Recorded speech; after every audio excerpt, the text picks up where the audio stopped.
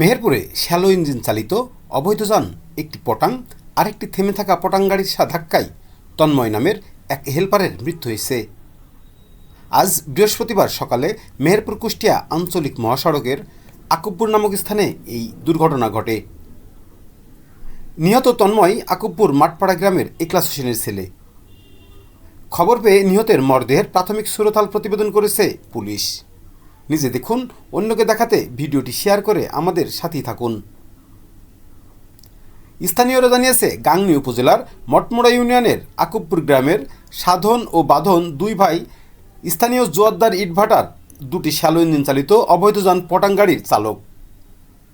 তারা ইট বহনের কাজ করে। আজ বৃহস্পতিবার সকাল 6টার দিকে বাঁধন তার গাড়ি নিয়ে আগে বেরিয়ে আসে এবং আকুবপুর সড়কের পাশে থামিয়ে রাখে। একই সময় তার ভাই সাধনও তার পটাং গাড়ি নিয়ে দ্রুত গতিতে এসে থেমে থাকা বাঁধনের পটাং গাড়ির পিছনে সজোরে ধাক্কা মারে।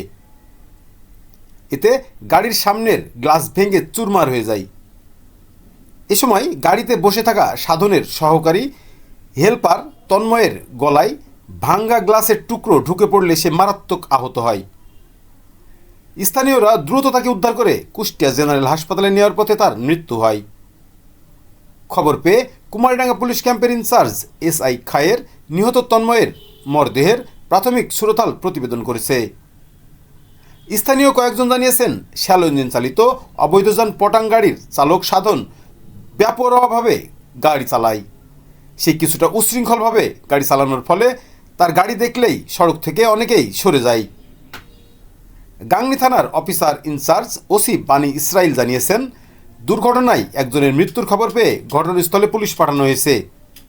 অভিযোগ পেলে আইনানুগ ব্যবস্থা গ্রহণ করা হবে। প্রথম ধারণা একটা গাড়ি কিন্তু দাঁড়াইছে, কিছু নেবে কি না নেবে গাড়ি সমস্যা তা বলতে পারবো না। দাঁড়াইছিল তো 2 মিনিট পরে আসি তাল মারার পরে আমি গাড়িটা করলি কি ভাঙি করলি, তারপরে ও আর কিছু আমার দিক কয় নাই না কই পরে ওর দিক তাকিয়ে আছে, যেটা মরে গেছে ওর দিক তাকিয়ে আছে। তারপরে কিছুক্ষণ পরে ভাই বলছে, ভাই আগে আসেন। কী হলো মানে মানুষ পারে যাই দেখছি ওরকম রক্ত পথে, তারপর গাড়িটা উঠাই গেছে।